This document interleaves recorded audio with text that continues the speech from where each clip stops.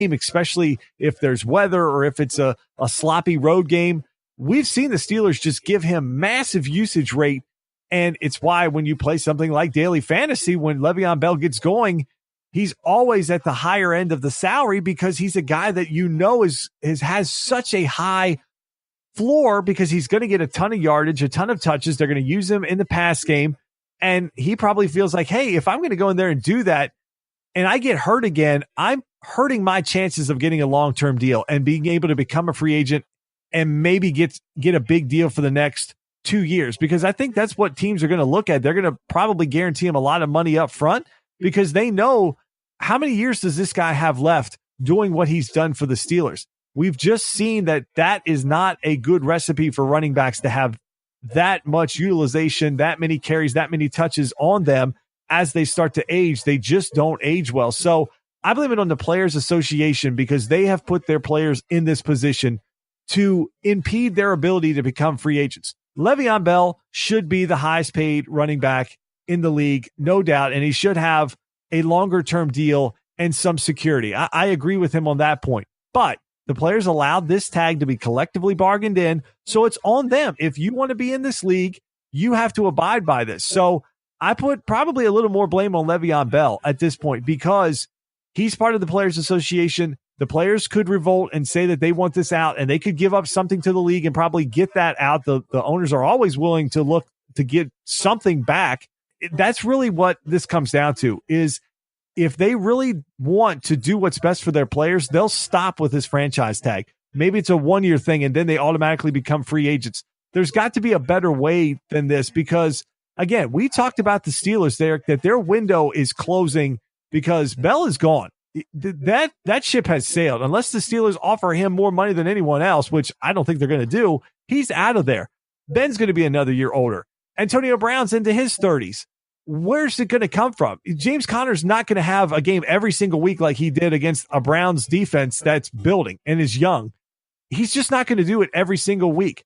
To me, that's where this falls down to, is this has to be something that the Players Association looks at and takes away. And frankly, Eric, the league should as well, because it hurts them. It hurts the free agency process when we're watching lower tier guys be the ones that are only on the free agent market, and we hardly ever see anyone top tier at their position hit the market. Well, you're making a good point, and especially about the CBA and the fact that, look, I'm not an expert on the CBA. I don't know what the players gave up or even what the league gave up to make it so that a team can franchise tag a player a second year. There's got to be details there that may be interesting to look at as far as how that came about. And so I definitely see your point on that. The one thing I want to say about James Conner is you're right. He's not going to do that every week, but you're not paying him even a fraction of what you're paying a Le'Veon Bell. So if he gives you that, let's say 6 times out of 16 games, and then you have another running back or another 2 running backs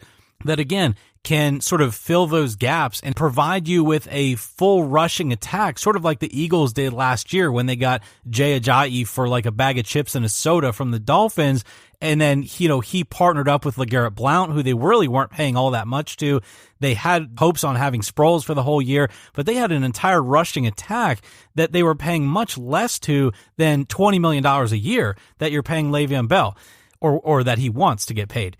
So this brings up a second question, though, Justin, that I think because this is such a hot topic, and I'm pretty sure our listeners are going to be interested in this, especially with, being in the Pennsylvania area, there's going to be a lot of listeners that are Steelers fans. But I got to ask you this, because one of Le'Veon's points is kind of interesting. He says that, look, if you're going to utilize me that much, if I'm going to be involved in the passing game, I'm going to be involved in the rushing game, and I'm going to be a certain percentage of your overall offense, and that percentage is equal to what a wide receiver or high-paid quarterback would be on, let's say, another team, do you feel that Le'Veon Bell has a point regarding the fact that a best player in the league type of player should be paid that way, no matter if he's a running back or, let's say, a defensive player like a J.J. Watt, or a quarterback or a wide receiver like Odell Beckham and Aaron Rodgers or Matt Ryan, the guys that just got big deals that we talked about? Is it fair that Le'Veon has to put up with the punishment on his body and get paid like a quote unquote running back. Well, you're going to get paid like a running back because your time in this league is rather short. Whereas he might be able to say, yeah, but I'm providing you equal value to what any of those other players are providing you. So Justin, fair or not fair? It's hard to argue his point, especially at the running back position. And then he looks around at the only other running back that really does the skill set that he does and provides for his team is Todd Gurley. And he was a first-round pick, and he just got another big deal. And here's Le'Veon Bell, who wasn't a first-round pick, so he didn't get first-round pick money. He didn't even get back into the first-round pick money. He got second-round money. And he's been waiting for his big guaranteed payday. Now, he's gotten some nice paydays with the franchise tag, and over $800,000 a week is nothing to laugh at. But again, if you are Le'Veon Bell, it's just like we talk about with the NBA. These guys are making exorbitant amounts of money, $35, $40 million a year on their contracts because they're the best players in the league. And here's Le'Veon Bell, and he's looking at that saying the same thing. Like, I think I'm the best player in the league. It kind of goes back to the whole when Jimmy Graham was looking, when he was tagged, he's trying to say, hey, you guys line me up in the slot all the time. You utilize me as a wide receiver for my skill set. Now you want to pay me like a tight end. That's sort of Le'Veon Bell's point, is like, I do a little bit of everything. And I am a very important piece to this team. You guys use me and use me all over the place. You're lining me up at running back, putting me in the slot. They're doing all kinds of stuff with him. And so I understand his point because he knows from watching running backs over the years and from just being around other players in this league and what gets talked about. And I'm sure his agent's in his ear of your window to make a lot of money is here now.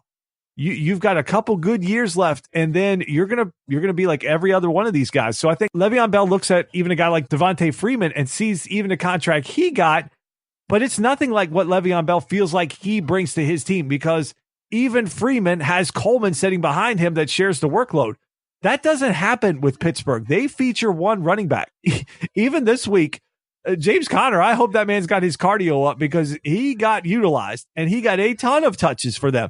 That seems to be what the Steelers like to do. They like to have one running back and just pump them the football when they're in the backfield. And I think Bell sees that and he feels like, hey, if I'm going to be doing this, I want to be paid like that. I want to be paid for a guy that is this important to this offense. So I totally understand his position.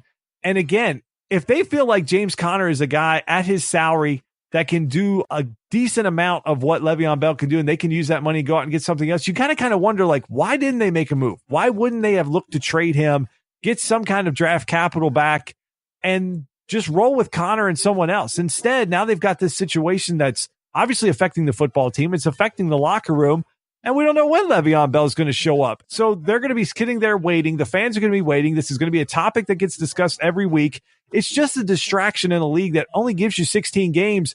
You can't just waste them, Eric. And now they've already got a tie on their record versus the Browns. They come back at home. They've got Kansas City. We talked about the Steelers don't have that easy of a schedule where they can just give away games that they should win. So I think that this is just a bad situation. I think the NFL Players Association put both parties in a bad situation. I understand Le'Veon Bell's point, wanting to get paid. But again, he's part of the league. He's under contract based on what they've done. He's getting paid $14.5 million with this tag. I think he should just play it out and be with his team. Maybe he discusses with them of trying to utilize him less, use Conner more, especially early in the year. That would seem to make some sense. It seems like they could negotiate something, Eric, but this is just a bad situation all around. Well, maybe the Steelers took the over on the amount of times that Le'Veon Bell would start a season suspended due to drug violations. Maybe they took the prop bets on their over under. I don't know at this point. It's just this whole thing, man, just is mismanagement from both sides.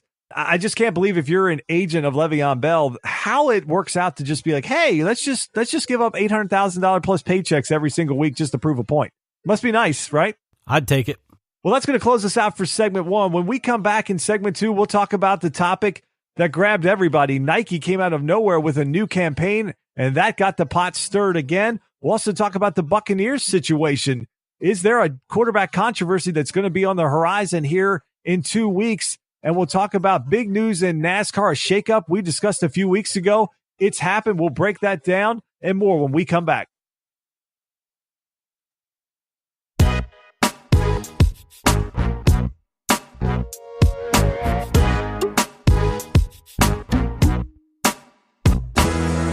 Welcome back for segment 2. It's time for Talkworthy, and let's jump into the big topic that kind of came out of nowhere in that Nike announced their new 30th anniversary Just Do It campaign, and that it was going to feature Colin Kaepernick, talking about the need for sacrificing and what sacrificing for what he believed in.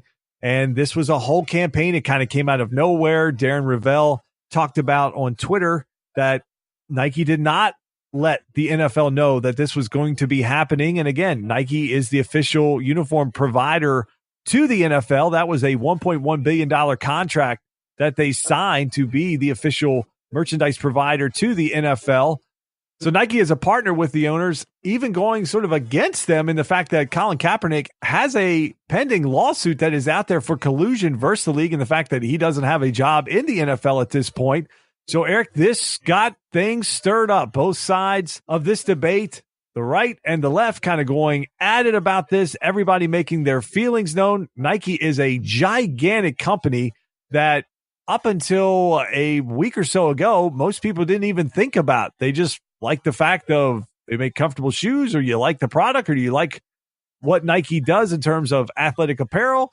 And now all of a sudden it's become a political topic at this point. So we talked about this a lot last year about different people putting themselves out there. Now you have this gigantic business that has thrust itself right into the political landscape. So did Nike make a mistake, Eric, by going with Colin Kaepernick as the face of this campaign? I'd have to say yes. I mean, I'm pretty upset about this campaign, to be honest with you, because you have an individual who bet on himself when he opted out of his, I think it was $11 million deal. So he opted out. Then he wasn't given another chance to be a starter, but he was offered other opportunities to become a backup, to which he kind of messed up a couple of times. Once with the Ravens when his girlfriend wanted to, basically call the owner of the team a slave owner and, things like that. I mean, this guy being put as the face of a campaign about dreaming big, and, their tagline at the end is, it's only crazy until you do it. So just do it. It just rubs me such the wrong way. And I'll break it down in a couple other ways. Number one, you and I have talked about this on the show in the past, and, we don't really like to mix politics and sports. We do this show because we love sports, and if you want politics, just go watch Fox News, CNN, or anything else and get that fuel for your political drive if that's what you need. But you're not going to get it here. But from a political standpoint, look, I think race relations is very, very important, and I think it's important all across our lives. Social justice is important. I think all men and women are created equal. All of those things are agreeable here on the Talkback podcast.